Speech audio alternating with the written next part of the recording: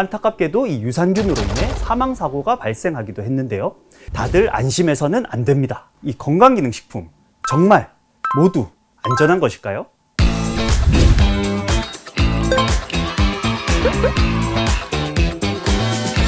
이 집 진짜 용하네.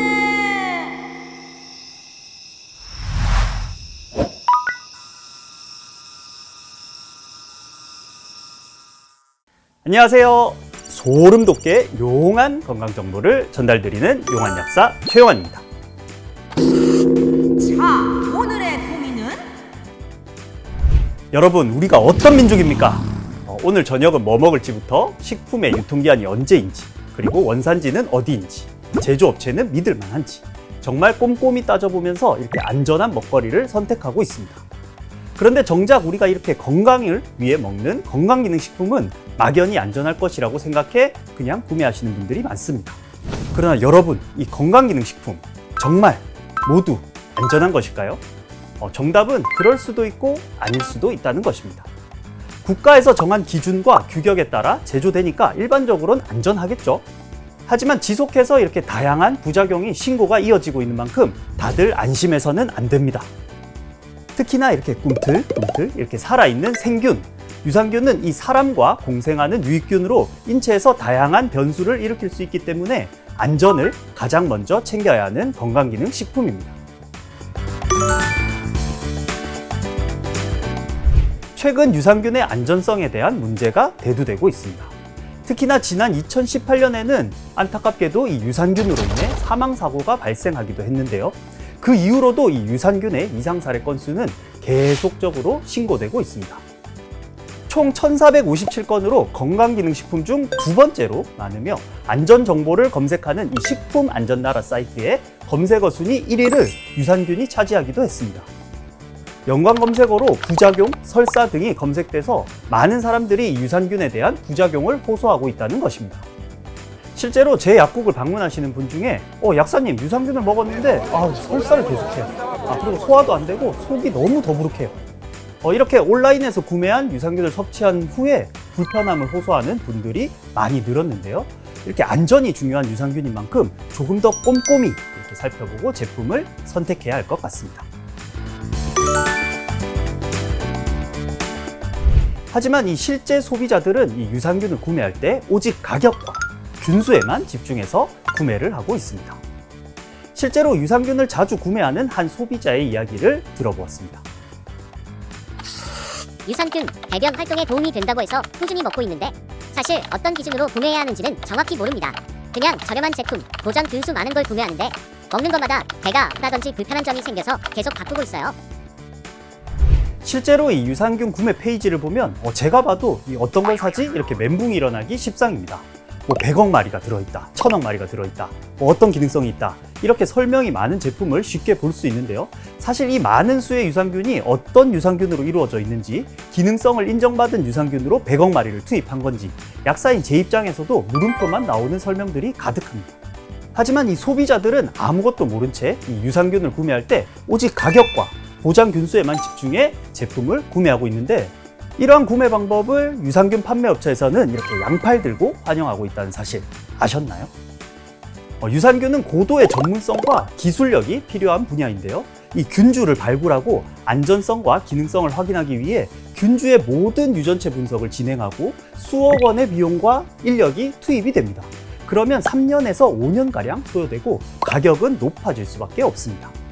그래서 이 노력은 덜고 가격은 낮출 수 있게 그냥 해외에서 수입한 저렴한 균주들만 엄청 넣어서 유산균을 만드는 것이죠. 이 저렴한 유산균이 이 고도의 연구와 임상으로 안전성이 확보된 유산균과 표기상으로는 전혀 차이가 없기 때문에 소비자들은 싼 유산균 100억 마리를 숫자에 현혹돼서 먹고 있는 것이죠. 자, 그러면 안전한 유산균은 어떻게 선택해야 될까요?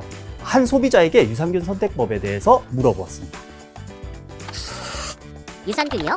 분말보다 캡슐이 용이할 것 같고 병색상이 어두우면 안전하다고 들은 것 같아요. 또 생균이니까 냉장 보관하면 신선한 거 아닌가요? 이런 얘기를 들을 때마다 약사로서 조금 이렇게 답답할 때가 있습니다. 약사님, 냉장 유산균이 좋아요? 어두운 병에 들어있어야 돼요? 캡슐이 좋아요? 물론 이런 것들이 유산균의 안전성과 전혀 연관이 없다고 할 수는 없겠는데요. 하지만 절대적으로 중요한 요소는 아니라는 겁니다. 자, 올바른 유산균 고르는 팁, 용한 약사가 바로 알려드리겠습니다. 자, 첫 번째, 우선 건강기능식품 마크를 확인하셔야 합니다. 너무 기본인데요. 이 유산균이 가미된 식품인데 이 유산균인 척 위장을 하는 식품들이 있습니다. 와, 이 약사인 제가 봐도 이렇게 헷갈리는데 사람들은 얼마나 헷갈릴까요? 이런 것들은 기타 가공식품이지만 이 유산균이란 단어 그리고 프로바이오틱스 등 용어를 사용해서 혼란을 주는데요. 기타 가공식품은 건강기능성 원료가 아닌 일반적 원료를 섞어 만든 가공품이란 뜻으로 기능적으로 별로 도움이 되지 않는 반면 건강기능식품 마크를 받은 제품은 기능성 원료로 건강기능식품 인증을 받은 것이기 때문에 가장 기본적으로 꼭 건강기능식품 마크를 확인해야 합니다. 두 번째, 유산균 연구 업력과 전문 기업이 생산한 제품인지를 확인하셔야 합니다. 이 코로나19를 겪으면서 전반적으로 건강에 대해 관심이 높아지면서 수없이 많은 건강기능식품들이 우후죽순 생겨나기 시작했는데요. 그런데 과연 그 사이에 수년, 수억 원의 비용이 투입되는 제대로 된 연구와 안전성 검사가 이루어졌을까요? 유산균도 균인데요. 그렇기 때문에 이 복잡한 연구를 거쳐 이 안전한 균주를 확보해야 합니다. 자, 세 번째, 조금 어려운 용어일 수도 있는데요. 기탁균주 사용 여부를 확인해라 입니다. 자, 균주 기탁이란 이 구조가 복잡한 살아있는 균을 한국미생물자원센터 같은 공인된 기관에 기탁해서 보관하는 제도인데요. 이 위험하다고 판단되는 균주는 기탁 대상에서 아예 제외가 되기 때문에 기탁된 균주를 사용했다라는 건 안전성에 대한 1차적인 검증이 이루어졌다는 의미입니다. 혹시나 이 기탁된 균주를 사용한 제품을 섭취하고 건강에 이상이 생기더라도 이 기탁된 원균주를 통해서 원인을 빨리 파악해서 대처할 수 있으니 기탁균주 사용 제품인지 꼭 체크하는 게 좋겠죠. 자, 네 번째, 이것도 생소할 수 있는데 한국인 맞춤 유산균을 선택하자입니다. 자, 각 나라마다 이 식습관, 생활습관이 크게 차이가 있는데요. 마늘, 고춧가루 등 맵고 짠 향신료가 많이 들어간 음식을 먹는 한국인과 그리고 빵, 치즈 등 이런 것들을 주식으로 하는 서양인의 장내 마이크로바이옴 환경은 다를 수밖에 없습니다. 연구에 따르면 이 한국인에게는 다른 국가에서 발견되지 않은 117종의 고유 미생물이 발견됐다고 하는데요. 이처럼 식습관, 생활습관 차이로 인해 생기는 몸의 변화에 맞춰서 한국인에게 맞는 한국인 대상으로 인체 실험을 완료한 유산균을 섭취하는 것이 현명합니다. 자, 여기까지 잘 따라오셨다면 마지막으로 우리가 주의해야 할 점이 있는데요.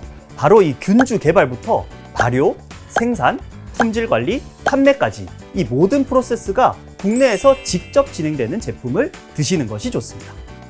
자, 이러한 유산균을 골라야 하는 이유는 이 유산균도 이 살아있는 생균이기 때문에 온도와 습도에 매우 민감합니다. 해외에서는 길게는 한 달 이상 걸려서 운송하다 보면 이 제품에 대한 변질을 걱정하지 않을 수가 없죠. 그렇기 때문에 이 한국에서 연구하고 만들고 생산하는 이 한국산 유산균을 드셔야지 더욱 안전한 유산균이라고 말할 수 있을 것 같습니다. 자, 오늘 용한 약사가 이야기 드린 안전한 유산균 고르는 팁 어떠셨나요? 조금 어려운 얘기일 수 있지만 이 정보를 알아야지만 우리가 돈 낭비하지 않고 내 몸을 이롭게 하는 안전한 유산균을 선택할 수 있으실 것 같아 준비한 시간이었습니다. 오늘의 용한 처방. 유산균, 가격과 균수에만 집착하지 말고 정말로 안전한 유산균인지를 꼼꼼히 따져보자! 알고 먹고 싶은 다양한 건강 제품들에 대한 고민이라면 무엇이든 이 용한 약사가 용한 정보로 알려드리겠습니다. 구독과 좋아요 꼭 눌러주세요.